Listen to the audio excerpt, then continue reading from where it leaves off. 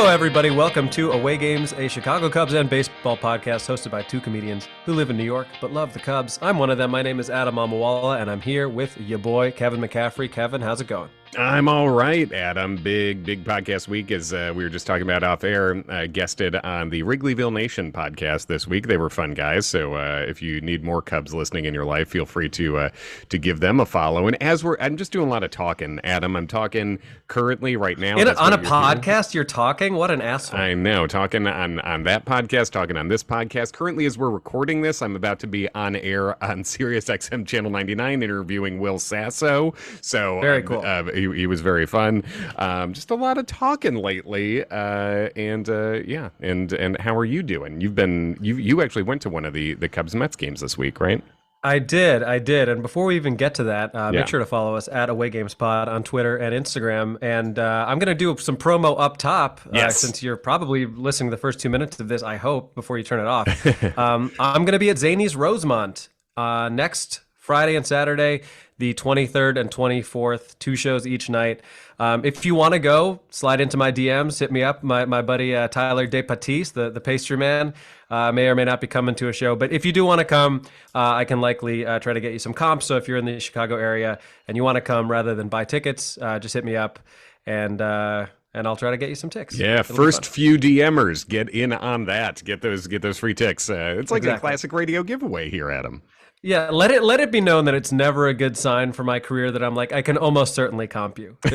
Sure. They won't be sold out. But no, yeah, I'm told I have some comps to give away. I'm sure they would just like people in the seats. So if you are in Chicago or the suburban Chicago area, or if you live at O'Hare, hit me up. It's really convenient. If you're having a Tom Hanks terminal situation right now and you're living at O'Hare Airport, you should absolutely just cross the highway there, cross 294, I think. And go see Adam. So at Rosemont, it's a good comedy room. So it is. It's a lot of fun. It's weird. I feel like it's located in like Pleasantville. It's like this weird kind of fake town center sort of situation, strip mall deal. I don't even know how to describe it other than it's like the village of Bedford Park. Yes. Actually, I don't even know what that is, but I picture it being the same way. Yeah, it's a little village unto its own, and it's got a comedy club, some bars. So go check Adam out.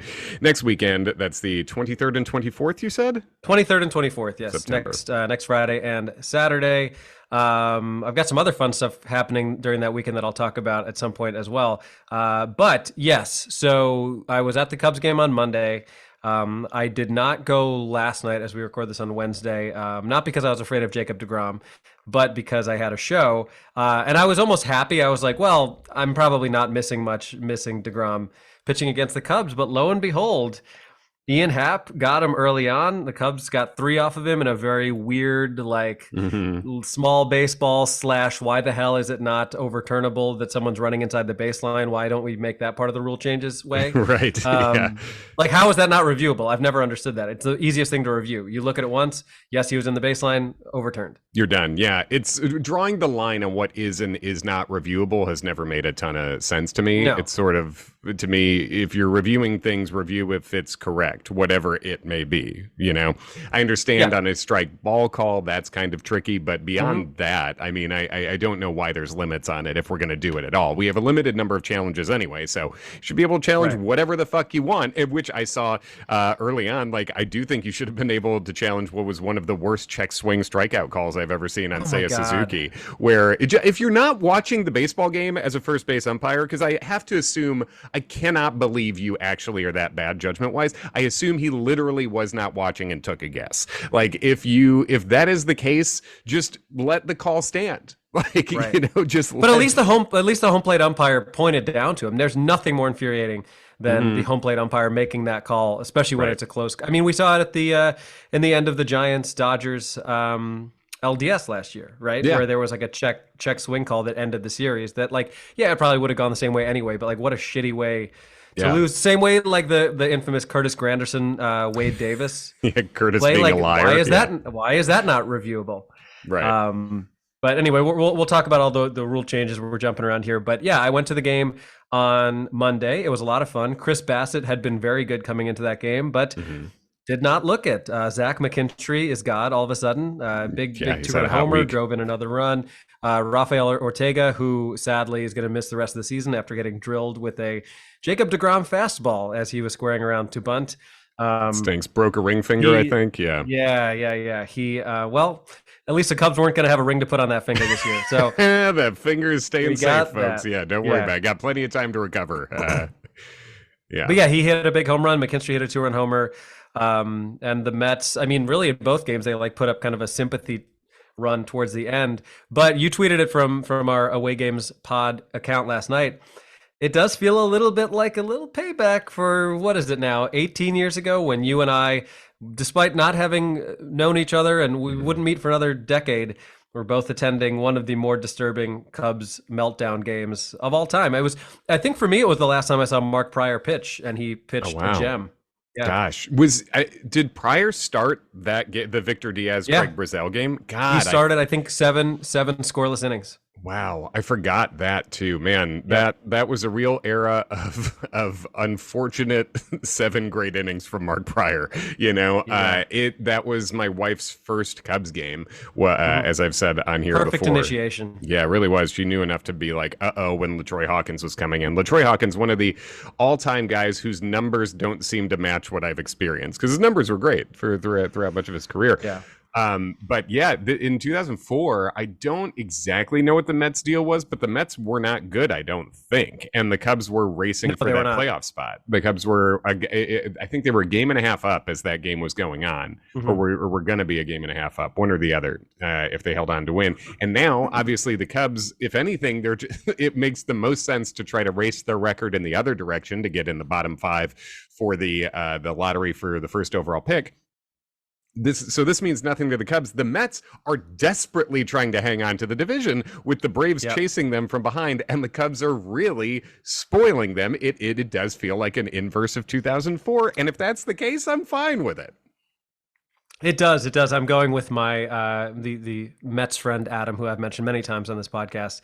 He and I are going to the game tonight, and there's a little part of me that like I want to be courteous in my cheering. I know how much it means to him. I know how good of a fan he is, and I also know how frustrating it is to be on the other side of that, where you're this doesn't even fucking matter to you. Why are you even trying? Like, and it's funny to now be on the other side of it again, as we have experienced all too much as Cubs fans in our lives. But hey, I mean, I was at that game with him, and he was cheering quite loud when he wasn't rubbing it in my face, but he was cheering for his team, which is his right, as it is mine. No problems there. No problems at all with cheering for your team, as long as you're not being a dick about it. And it would be a funny time for this Cubs team to sweep this Mets team in New York, which could very well be the case. That could happen tonight. So and I mean, you you mentioned last night on Twitter as well, like, hey, if you want to see some fireworks, head on over to Mets Twitter, because it's a real scene in there. And to give you some live reporting from Citi Field on Monday, there was a very intoxicated Mets fan who I saw at one point after the Mets had the bases loaded and nobody out and failed to score in the 8th inning. He chugged his beer, threw the glass about 5 rows ahead of him, flipped off the field, and then walked out of the stadium.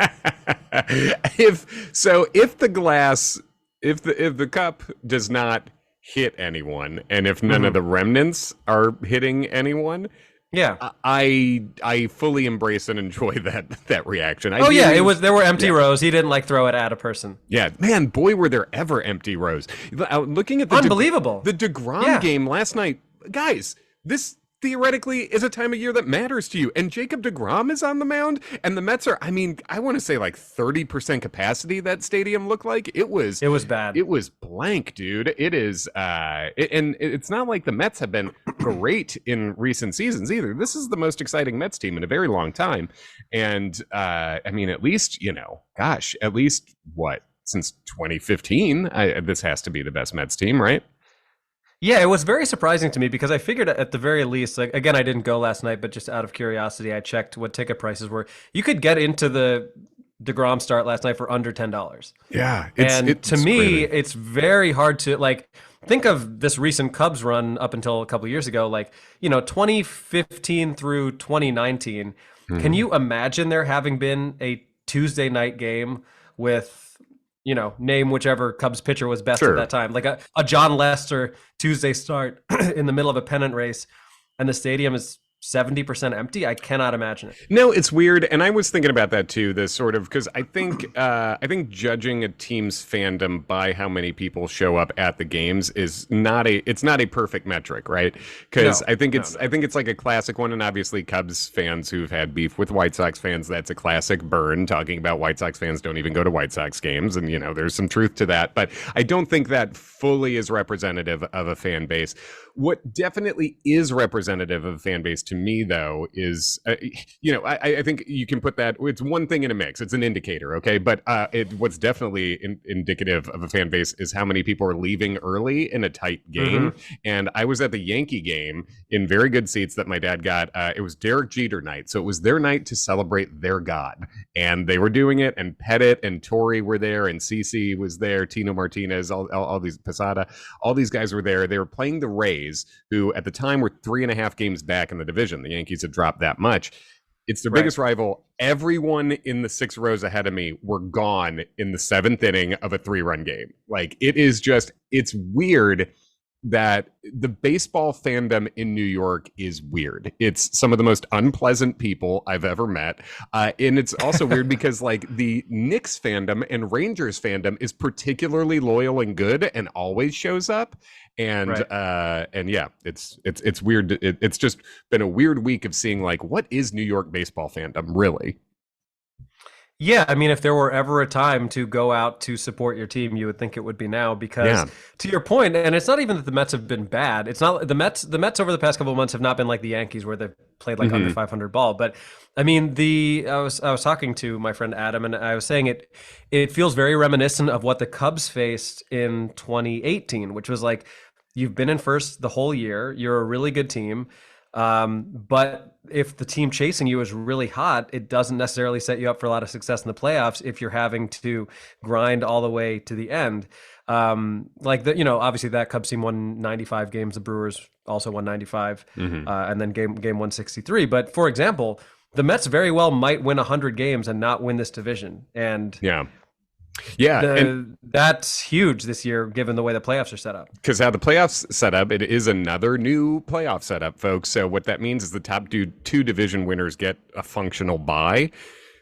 And then the other division winner and the top wildcard team get to fully host a 3-game series with 2 lesser wildcards. So it's the difference between getting a functional bye and hosting a 3-game series against whoever it may be, right? Like the Cardinals or the I guess the Mets would probably be in a position to not play the other division winner. But I mean that, whatever. It's dangerous to do a 3-game series, even if it's completely at your ballpark against like the Padres, say, or, the Phillies, if they're, or something like that. So it really makes a difference winning, whether you win the division this year or not. And last I looked, I mean, I'll look it up right now. How the Mets are up by half a game over Atlanta. So it's the Braves won last night. It's just about the closest thing we're getting to an old-fashioned pennant race this year, and between 2 really good teams, as opposed to the sort of drunken slap fight in the American League Central that is just teams goofing around and seeing who wants to sneak in there. But well, it almost feels like the White Sox are a better team when Tony La Russa is not in charge of them on a day-to-day basis. Yeah, which even people who don't follow the White Sox were saying before Tony La Russa was hired, basically, like, just don't ruin this team with La Russa. But La Russa left, they went on a winning streak, and the White Sox are now 3 games back of Cleveland right now, and that it's functionally 4 because there is no game 163 anymore. They just go straight. There's no tiebreaker game. If you're tied at the end, it just goes to whoever won the season series, which in 2018, the Cubs would have just gone straight through because they beat the Brewers in the season series, I think 10-7. No, but is that only in a scenario where both teams would still make the playoffs, or does that mean if they're tied on the last day of the season, like the White Sox just wouldn't make the playoffs? I think that's what it is, which I hate because I actually, as much as I would have loved in 2018, game 163 is fucking cool, dude. It's great to be tied after 162 games. You should have a winner take all, absolutely, and that's one of the many things that Rob Manfred's playoff expansions has taken from us. So, yeah, damn, yeah. No, go ahead.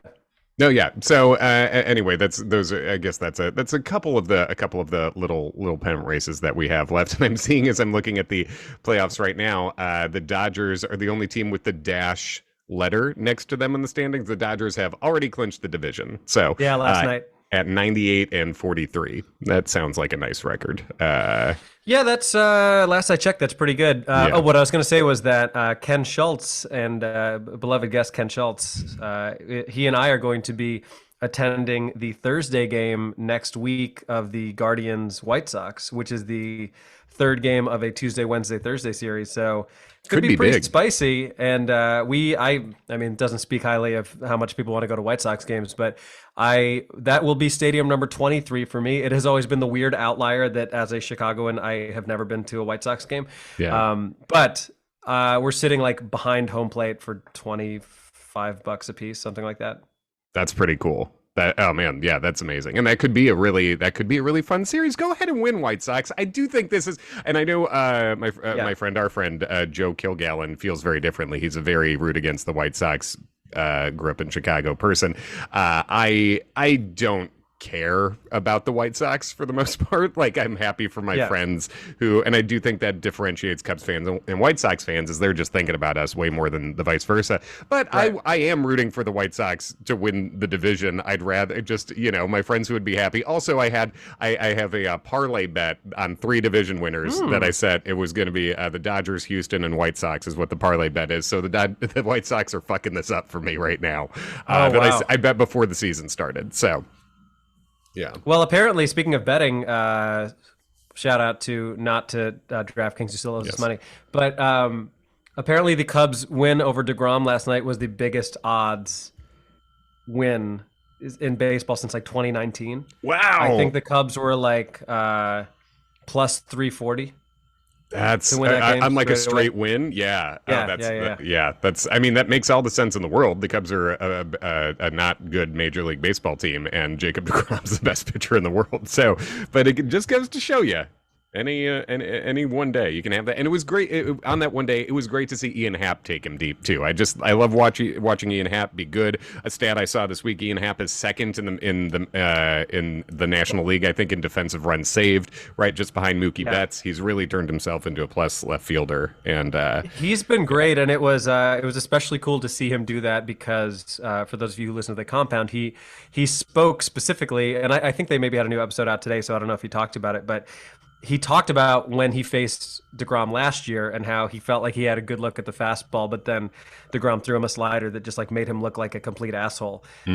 So it's pretty cool that not only did he get him with like an upper tank shot, but then also got a single later. Like he seemed to be seeing him pretty well, which is just pretty impressive. Ian Happ's good. I like him in the lineup. I like him in left field. Would like to keep him. I'm a big fan. I also was going to mention. I forget if I talked about this last week, but did I tell you about what Ken Schultz and I are going to get to do at Wrigley next weekend? No. So the Cubs are out of town, which is a bummer. But my plans. I mean, what a weekend for me. The comedy is really secondary to me, just having a good time. Yeah. Thursday, I'm going to the White Sox Guardians game with Ken. Sunday, I'm planning to go to the Bears game. Oh shoot.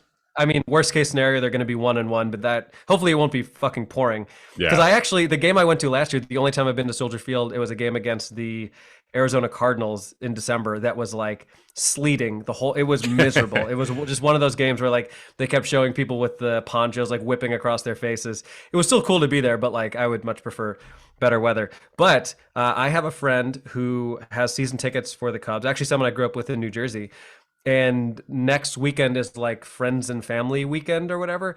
So long story short, she hooked it up where she got a couple extra tickets, and Ken and I are going to go to like the season ticket holder experience, which I'm reading here includes access to a pitching experience in the Cubs bullpen, hitting experience in the visitors bullpen, ability to run the bases, play catch in the outfield, access to the press box, access to the dugout and clubhouse, and access to the inside of the scoreboard. So holy shit. It's going to be a great Instagram day for you. Oh, my goodness. That's very cool. And I feel like Yeah, you have an extraordinary number of baseball adjacent friends who hook you up with things. It feels it does like seem that way. it seems like this is, I'm happy for you. This is great. What a day. Yeah, that's good. You post some stuff on the Instant, on the Twitter at Away Games Pod. Absolutely, absolutely. Yeah. You know what it is? It's like you're always we're always told as comics and in this business that like, oh, if you treat people well, it'll come back around. I Yeah. have very much experienced that in my life, not at all in my career. I'm waiting for it in my career, but in Right. terms of people doing nice things for me, I think that's at least working out. Yeah. Oh, that's great. Good tip. That'll be a cool thing to look forward to. I'll be I curious to did. just see it from your perspective. I did tell Ken that if he wants to actually be allowed into the stadium, he should probably deactivate his Twitter account preemptively. Right. Just passing by everyone he wants fired and to sell the team. Yes, totally. Well, cool. That's a big deal. Someone else who's going to get to experience Wrigley for the first time from that sort of close on field perspective. Jared Young, just as a little bit of baseball news, Jared Young appears to be getting the call up to take Rafael Ortega's spot. He was a 15th round draft pick out of Old Dominion. Has 16 homers this year. He's basically a first baseman left fielder. He's 27. He had two really good years in 2018 and 2021 where he OPS'd over 800. He's a left-handed bat with some pop. It's just, as we said, in a season like this, it's just nice to see some guys get to check off the major league dream of reaching who knows what happens after this, but Jared Young's been a pretty solid bat with some pop, and he is, it looks like he's getting called up to take Ortega's spot. So congrats to Jared Young. Nice. Do we? I mean, when are rosters expanded? It's They're expanded, baby. It's already expanded, right? Yeah. Yeah. But I think it's only an expansion by like what, 3 or 4 players now. Yeah. God, I should know, but that's one I forget. But he's coming up, and hopefully we see Velasquez get some more consistent at bats now that R.I.P. Rafael Ortega. Now that he's down for the year, but yeah. Yeah, no, I mean, look, Ortega would in fits and starts contribute decently, and I never liked how he played the outfield or certainly ran the bases, but he's been fine. I just never really understood why you're giving someone who's not going to be part of the team's future that many at bats when, like, what are we doing that for? Right. At that point, you might as well give Michael Hermosillo the at bats, who he came up when the rosters expanded, and he's healthy again, and he is getting some at bats and stuff. But he is fun to watch in center field. I'll say that. I mean, at the plate, it's not so great, but he also, he ran in the baseline, but like to come in. So imagine being Michael Hermosillo, who's not had a ton of major league time. Yes. And someone gets hurt, and now you are walking to the batter's box, 0-2 count against Jacob deGrom. That is how your day starts, from sitting cold on the bench. To lay down, I don't care if he ran at Jacob deGrom. I don't care where he ran after he did it. You run to third lay base, down a bunt. Right. To lay down a bunt in that situation. Then also Wisdom with a great bunt later in the game. Pretty impressive small ball. Yeah, it was cool. There. Cool to see. So yeah, Are you going tonight, by the way? No. So this is maybe the first Cubs in Queens series that I have not gone to a single game of since I moved here in 2004. So hey, a new first time for everything, and I'm not regretting it. But yeah. No, I think it'll be fine. But it would be particularly satisfying to see the Cubs get the sweep. I also bought a couple tickets to a Yankees Pirates game next Tuesday. Classic in rivalry. New York. Oh, I mean, one of the best. I mean, there actually weirdly is a classic rivalry moment from that. There was a great 7-game World Series that Bill Mazeroski walked off the Yankees with. So there actually is one classic 7-game series between those two. But yes, you're seeing the Yankees Pirates. Well, so Judge is sitting on 57 right now, and I'm just kind of playing the odds and saying to myself, if he's close to 60 or 61, that would be an incredibly cool game to go to. So that'd be very cool. I mean, tickets were shocking. I got tickets for like $13. It's amazing. You can just go to any game right now, folks. You can pretty much do it. Yeah, I don't have a lot of money, and I feel like I will have gone to 15 or 20 baseball games this year, and I don't think I paid more than $40 for that's great. a single ticket. Yeah. That's great. Yeah, you're having quite a final month of in-person baseball between that and the Cubs experience and the Guardians White Sox. Nice going. I'm pretty excited about it. Yeah. Do we want to talk about the rule changes a little Yeah. bit? Let's close up with that because I think that's basically we've hit all the Cub particular news that I think is pressing at the moment, right? Unless Yeah. am I missing anything else there? I don't think so. I mean, it was a pretty forgettable series against the Giants. Also, like, who on earth at ESPN thought that Giants Cubs Sunday Night Baseball was anything that people wanted to watch? It's a weird thing, weird choice now, for sure. I The don't get only it. yeah, the Cubs sit right now with the eighth worst record in baseball. Is the only other, thing. I was just checking the standings. So eighth worst. If you want to be in the lottery, which at this point I can, as I've said before, I can never root for the Cubs to lose. But if I'm not watching and I see that they lost at this point, I'm great. Go ahead, get in the lottery. I might as well have one fun couple of minutes while you watch the ping pong balls bounce around or whatever they're going to do. Right. But that's the only real standings race. So yeah, let's do the rule changes. Yeah. It almost felt like Sunday Night Baseball was purely to accommodate the people in person who wanted to both attend the 49ers Bears game and also that baseball game. That is true. You could do the intersport doubleheader that way a little Yeah, bit. just I mean, what a fun way to get hypothermia. Yeah. Um, Yes. What a great weather day. Yeah. So, all right, the big implementations were larger bases, Hmm. a pitch clock, and restrictions on defensive shifting. I guess let's start with the pitch clock. So the obviously the goal here is to speed things up. They've already been testing a lot of this in the minors. So let's see. According to the rule changes, the clock will be 30 seconds between hitters. The catcher must be in his box and ready with 9 seconds left on the timer, while the hitter has to have both feet in the box and, quote, be alert to the pitcher within 8 seconds of the clock starting. Pitchers can step off the rubber, which would reset the clock to 20 seconds if there's a base runner and 15 seconds if there isn't. They're only permitted to do this twice per batter. What are your thoughts generally on the pitch clock? It sounds like people in the minors have liked it. I'm okay with it. I think let's see how it plays out. But what are your thoughts? I'm pretty strongly pro pitch clock. I think it's a more aggressive move in terms of time, the time limits than I expected them to do. But I'm very overall I'm very pro pitch clock. They've tried it in the minors. It Yeah. seems fine. It seems like it's not affecting pitcher health in any way. So I think fucking get on with it is sort of my thing. I'm not an obsessive pace of play person, but I just think this is a place where it's going to be weird when they start enforcing it a little bit because someone's going to get the Mhm. automatic ball called and it's going to be weird. The Right. first couple of times people are going to be mad, but I think there's just no reasonable reason to be sitting around that much in a sport. Right. So get on with it. I'm very in favor of it. I'm glad they did something on the hitters side too. So the hitters also have to be impacted by this and be ready to go because there's hitters who take a ton of time as well. I'm in favor Well, of all of it. I think the big thing is that you're cutting out inaction.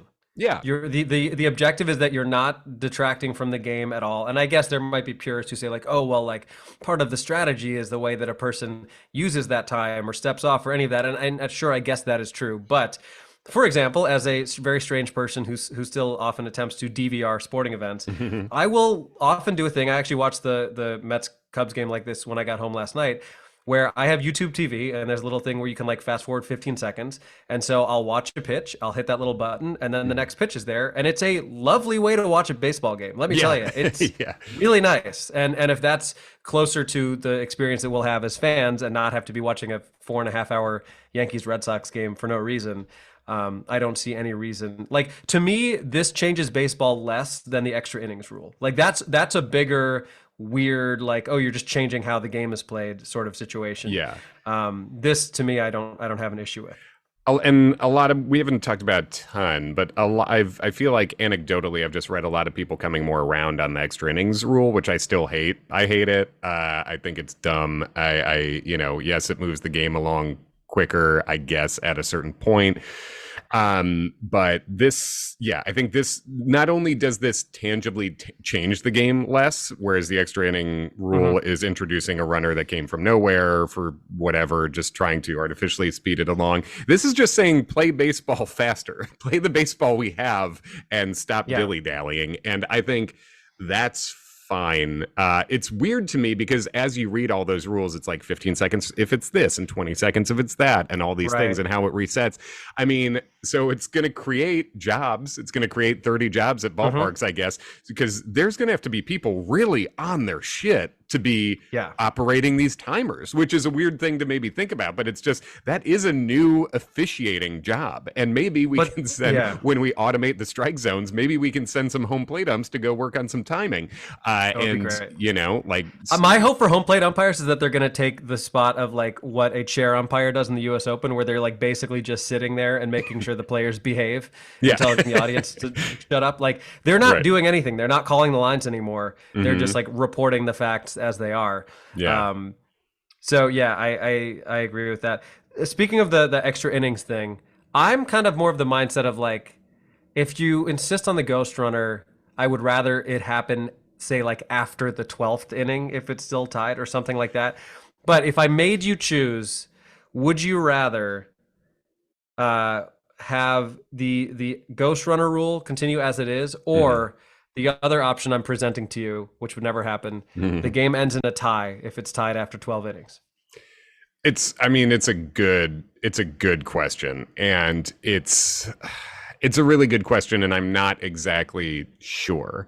I think just the way, you know, not to just be like pitchers' wins and losses and stuff, but ties have just never been a part of baseball in a way that I guess I would lean towards keeping that away. But also, to me, the introduction of the zombie runner is it's like a thing where it's already telling me you don't care how the game ends. It's already telling me this is less of a serious game now. So I think in principle, it should be a tie, actually, at that point. So and there have been ties in baseball history, by the way. It's just, it's a rarity. It's an anomaly. It's, you know, it's happened. But,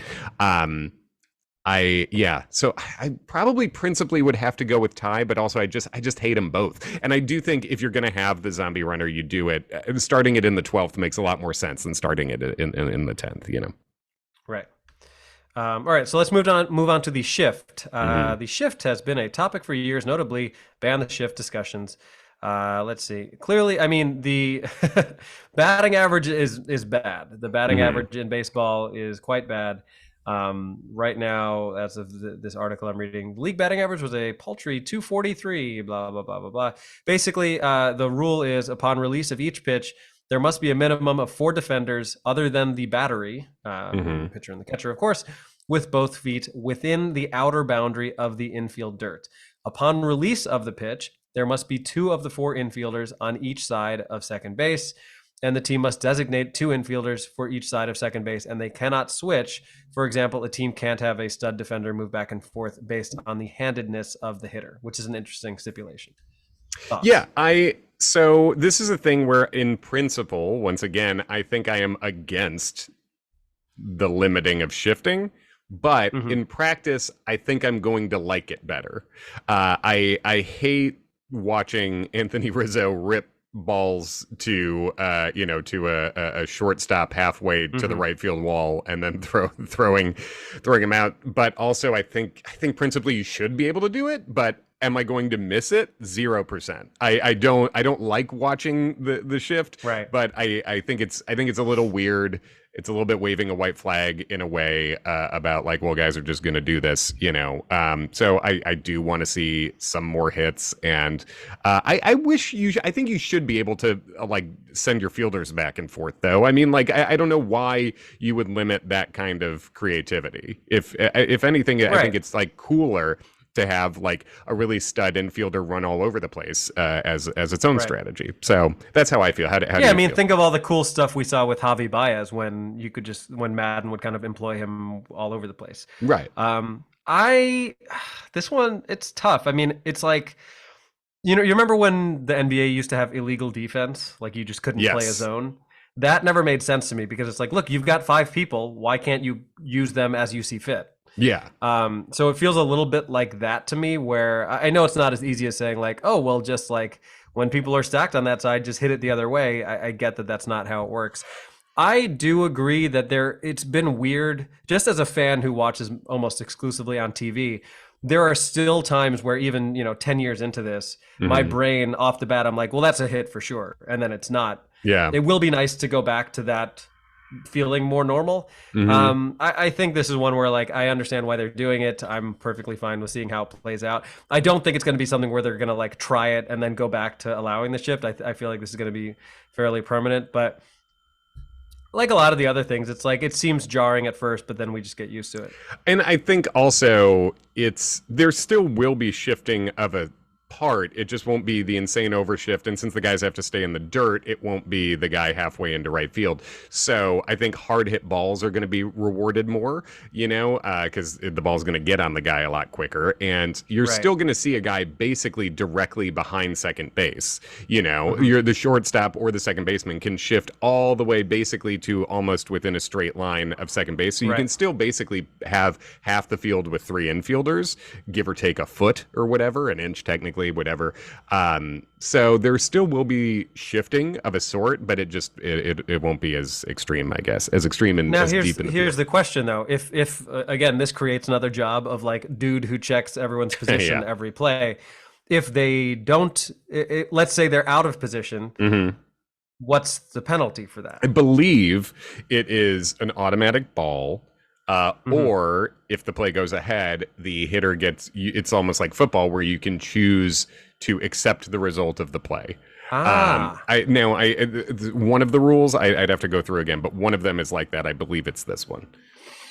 The true irony of all this is like, I think it ultimately will be positive for the game, but I think early on in like April and May last year, we may see longer games just because of all the complaining and confusion. Right. Yes. And the like umpiring conferences and all that stuff. So it's going to be some growing pains early on, but I that's one it's like, I'm fine with, principally disagree with it. I think I'll enjoy that it exists though. Yeah. And finally, everyone's favorite topic, larger bases. How do we feel about they're going to be the biggest bases you've ever seen? It is. This is one where it's like, sure. I just don't. Yeah. I truly.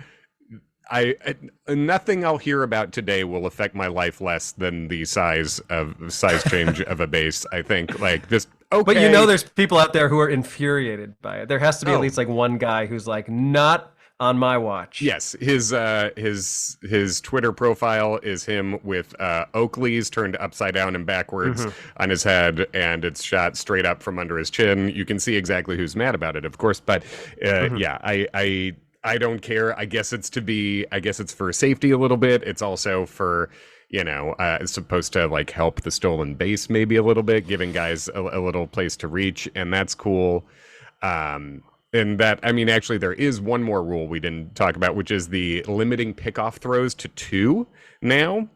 Yes. Which that I get. I hate watching pickoff throws, but I just do not know how that's going to be feasible. Because what if you use them both? Now what? The guy just runs. I just don't. I don't understand how that is actually enforceable in a logical manner. So to me, that would be my pick for the one that just doesn't end up sticking. Yeah. Yeah, and even in terms of like mound visits and stuff like that we don't even think about that much, that has been an improvement. Even as Cubs fans, do you remember the sheer number of times Contreras would run out to the mound during the 2016 playoffs? It's not fun to watch. Watching Pedro Baez pitch for the Dodgers is not fun to watch. It's not enjoyable baseball. No, it's not. And also, you can use your 5 mound visits to reset the number of pickoff throws you get, by the way. So if you use them both up, you can do one of your 5 mound visits. So I mentioned this on the Wrigleyville Nation podcast earlier this week, but it's just, can you imagine Terrence Gore gets on first and you use all 5 mound visits so you can reload and use 10 pickoff throws? Just like talk That's about really pace funny. of play, like absolute grinding to a halt. That's one where I hate watching pickoff throws, but also I just don't get how that's going to be enforceable, how that's going to work. So Yeah. Um, the only other thing I was going to talk about, how do you feel about Albert Pujols in general in this moment? Like, I feel kind of conflicted. Yeah. In general, one of the best players of all time, and has had an incredible career, of course, and especially since he's in his mid 60s at this point. Like, everyone pretty much agrees his age is not real, and whatever. So I want him to get to Julio Franco is Albert Pujols' son. Yeah, yes, this is his biological son. I'm rooting for him to get to 700 now, because he's been on quite a run. If you're not, I think he's up to 697. I want to say, total home run wise. I don't want to be one of those guys who's like, he's on steroids now. It is crazy, like how he's gotten into the streak lately. I don't know what's going on. Maybe he's sprinkled magic dust upon himself. He's motivated. He got a new pair of contacts. I don't know. I don't want to be conspiracy theorist guy there, but he's a big Cardinal for forever, so I don't love him, but also I think he's had a hell of a career. I'm overall fine with him. He's done great stuff for kids with special needs, as far as like on the human side of things. Mm-hmm. So I don't know. What are your feelings as we come to probably the end of Pujols Town? Do you want him to land on 699? No. I mean, let me start by saying that I was a hater move. I'm already happy. I'm already happy that he passed A-Rod. That made me pleased. I want him to get it for him. Mm-hmm. I'm infuriated that he's going to get it for the Cardinals and their fans. And I'm even more infuriated by the fact that the way this set up was like the most, why does everything always fucking work out for the Cardinals situation of all time? Like, the only way that this is possible is for Pujols to be a DH, which did not exist in the National League before this year. So of course, the universe would line it up so that the first year of the DH coincides with Albert Pujols' last year in the league, where he can return to a team where, if he were not a DH, would not have had enough at bats to even get close to this number of home runs. Like, first of all, Goldschmidt is amazing. It would be literally insane to put Pujols at first base even for one game. Right. Well, and even like it's not even a platoon split. They're two righties too. So it's just that is a really good point. How it's just like that everything works for the Cardinals scenario of DHing literally is invented the only final year of Pujols' career as he approaches this milestone. Of course, his last at bat against the Cubs is a dramatic home run. Of course, Lars Nootbaar is Mickey Mantle. Like, it's just such classic Cardinals bullshit. I mean, of course, Lars Nootbaar should just ... like, should just be the book written about the Cardinals in the 21st century. It's like, of course, Lars Nootbaar ... did whatever, I pointed out, when there's weirdo things in sports, sometimes I'll just like point them out to my wife and see what her reaction is. And so she was walking through the room the other day, and I was like, Jamie, this guy's name is Lars Nootbaar, and I pointed at it, and she just said no, and then I kept walking. So yeah, that's the appropriate response. Mm-hmm. Give me your final career home run total for Pujols, and give me your final season total for Aaron Judge. Ooh, I'm going to say Judge does a little bit of the McGwire thing where he gets up to, I mean, I guess the McGwire thing was literally getting right up to 61, but gets up to 61 and then sort of exhales and hits a few more real quick. So I'm going to say Judge ends up at 63. And let's see. I'm gonna say, I'm looking at the schedule. I mean, I think there's like 20 games left, and Pujols is at 697. 697, 20 games left. I think he's gonna end up right on 700. I think he'll get to 699 like this week, and then there will be a drought, and then in the last day or two, he'll hit. So I'll say Pujols ends up right on 700 and Judge 63. What are your predicts? Yeah, that sounds right. I think I think I'll go with that. I didn't have any specific things in mind. I just I was curious what you thought. But I think they'll both do it. I think Judge will become the highest Yankee home run hitter over Maris. And I mean, there would be some who would say that if he passes 61, he's like the kind of de facto real home run king, assuming he has not done anything I think he's just a giant man in his own right. I don't think he's like juicing. Yeah, but and I think my thoughts on that are just it's impossible to say who should really be whatever, because like in my head I still think of Hank Aaron as the home run champ, but in a provable manner that is untrue. Like Barry Bonds hit more.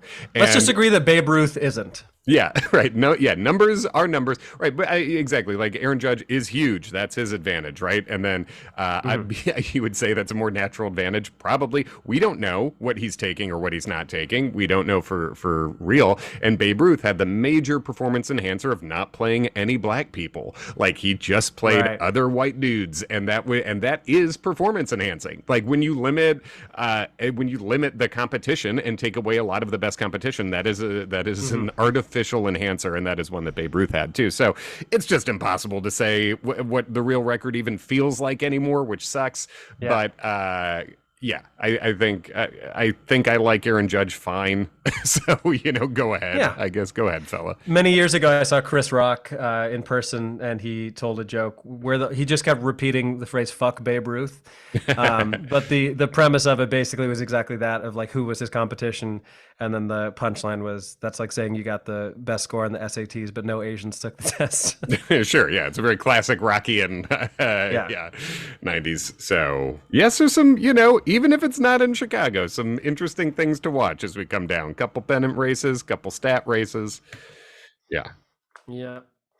Cool. All right, that's it for us. I'm gonna go hopefully watch a Cubs sweep that breaks Mets fans' hearts and ruins their afternoon. No, there will be no trumpets tonight. That's what I'm gonna put out in the universe. Hell yeah, good predict. Enjoy it. Follow us at Away Games Pod on all the things. If you have any questions you want us to talk about in these final weeks, feel free to tweet it at us, DM us, whatever, at Away Games Pod, and we'll be back next Wednesday talking more stuff.